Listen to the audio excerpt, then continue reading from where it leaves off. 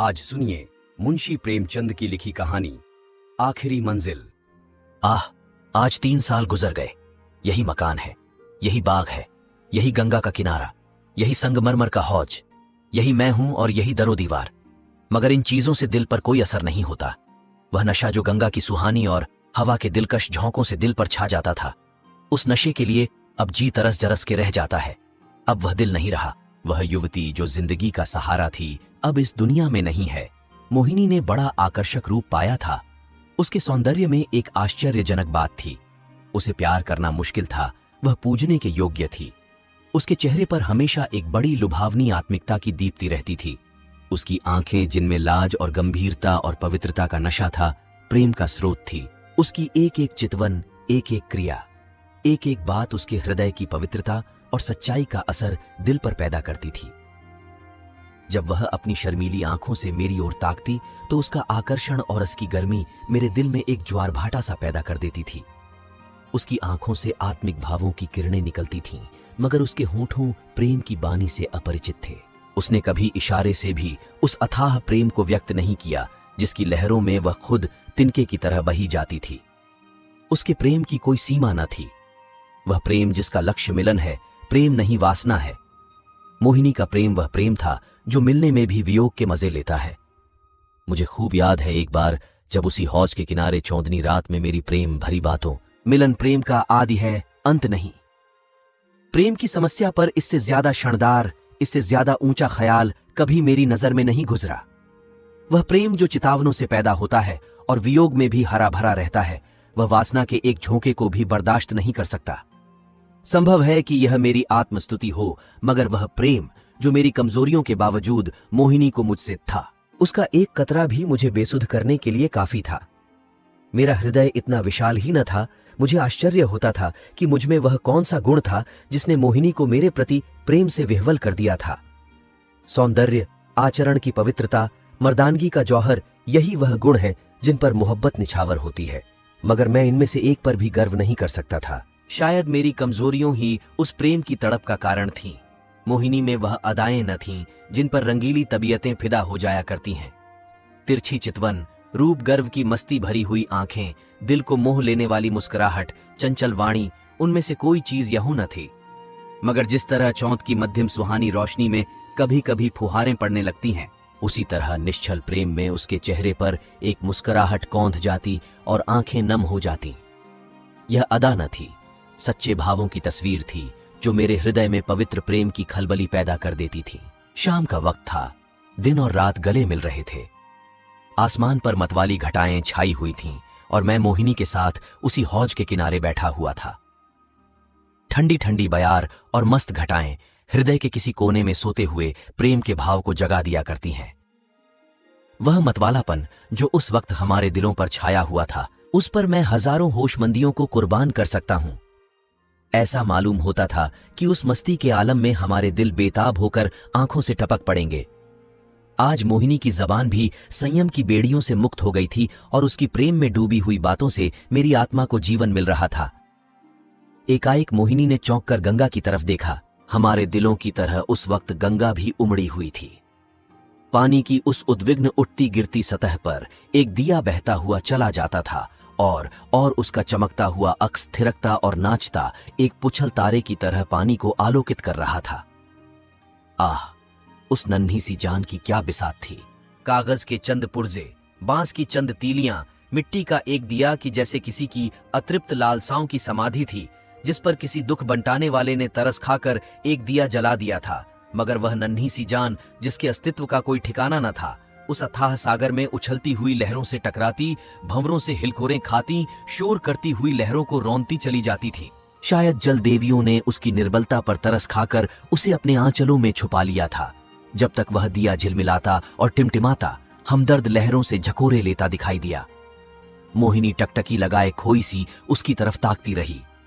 जब वह आंख से ओझल हो गया तो वह बेचैनी से उठ खड़ी हुई और बोली, मैं किनारे पर जाकर उस दिए को देखूंगी। जिस तरह हलवाई की मनभावन पुकार सुनकर बच्चा घर से बाहर निकल पड़ता है और चाव भरी आंखों से देखता और अधीर आवाजों से पुकारता उस नेमत के थाल की तरफ दौड़ता है, उसी जोश और चाव के साथ मोहिनी नदी के किनारे चली। बाग से नदी तक सीढ़ियों बनी हुई थीं।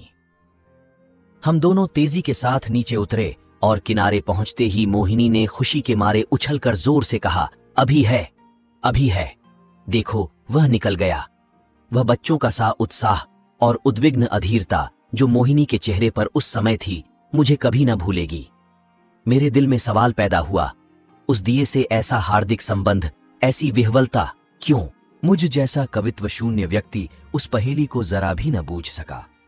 मेरे हृदय में आशंकाएं पैदा हुईं। अंधेरी रात है, घटाएं उमड़ी हुई, नदी बाढ़ पर, हवा तेज, यह इस वक्त ठहरना ठीक नहीं। मगर मोहिनी, वह चाव भरे भोलेपन की तस्वीर, उसी दिए की तरफ आंखें लगाए चुपचाप खड़ी थी, और वह उदास दिया ज्यों हिलता मचलता चला जाता था, न जाने कहो किस देश। मगर थोड़ी देर के बाद वह दिया आंखों से ओझल हो गया। मोहिनी ने निराश स्वर में पूछा, गया? बुझ गया होगा। और इसके पहले कि मैं जवाब दूं, वह उस डोंगी के पास चली गई जिस पर बैठकर हम कभी कभी नदी की सैरें किया करते थे, और प्यार से मेरे गले लिपटकर बोली, मैं उस दिए को देखने जाऊंगी कि वह कहाँ जा रहा है, किस देश को। यह कहते कहते मोहिनी ने नाव की रस्सी खोल ली। जिस तरह पेड़ों की डालियों तूफान के झोंकों से झंकोले खाती हैं, उसी तरह यह डोंगी डौंवाडोल हो रही थी। नदी का वह डरावना विस्तार, लहरों की वह भयानक छल्लौंगे, पानी की वह गरजती हुई आवाज, इस खौफनाक अंधेरे में इस डोंगी का बेड़ा क्यों कर पार होगा?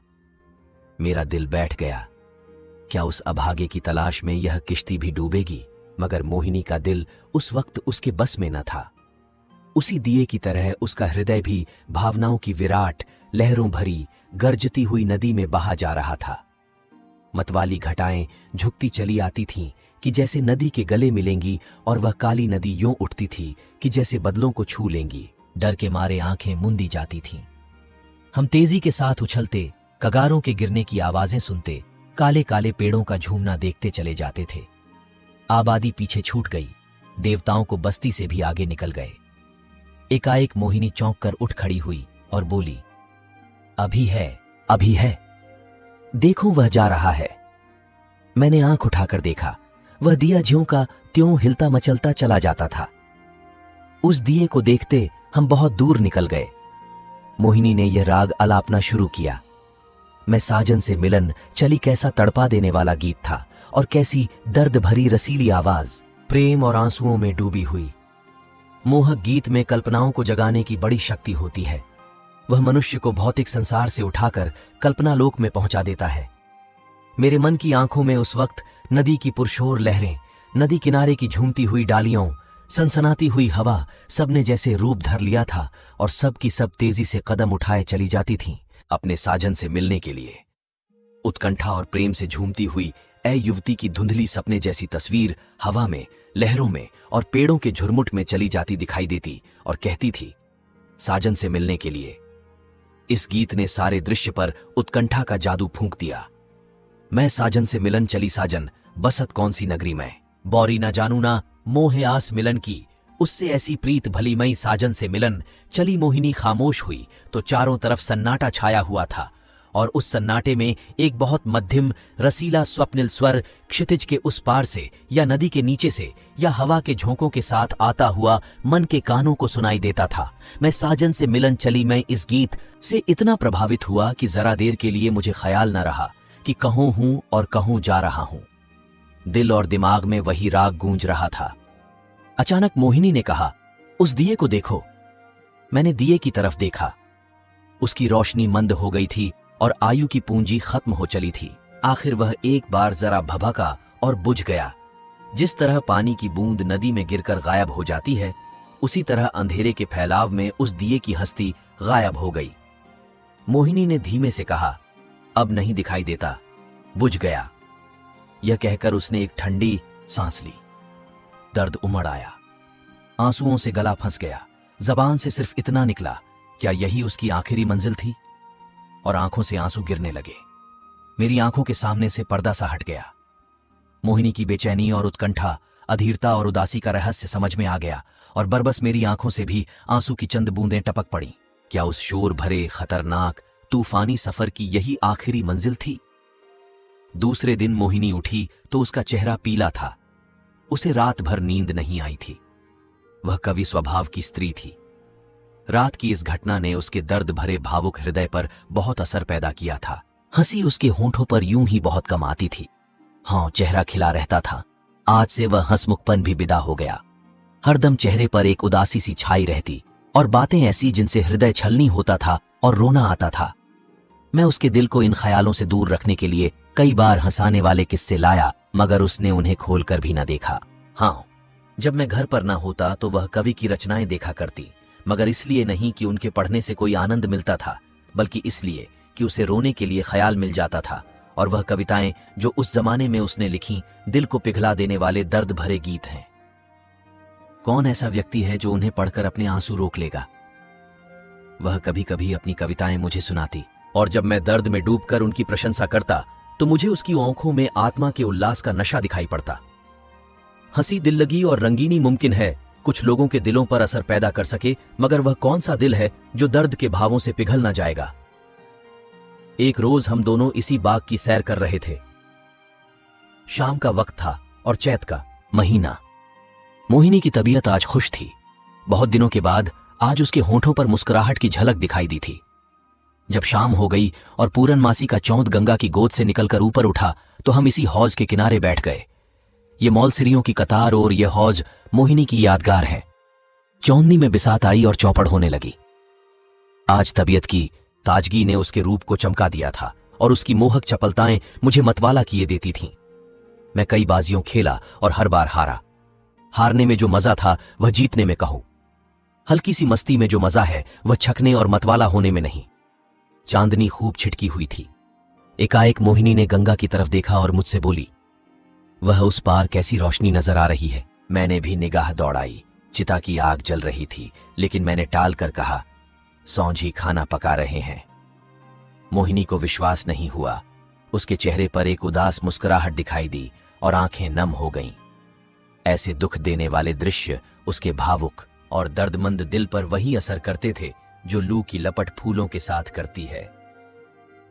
थोड़ी देर तक वह मौन निश्चला बैठी रही, फिर शोक भरे स्वर में बोली, अपनी आखिरी मंजिल पर पहुंच गया। हिट योर टारगेट, संघर्ष सफलता का।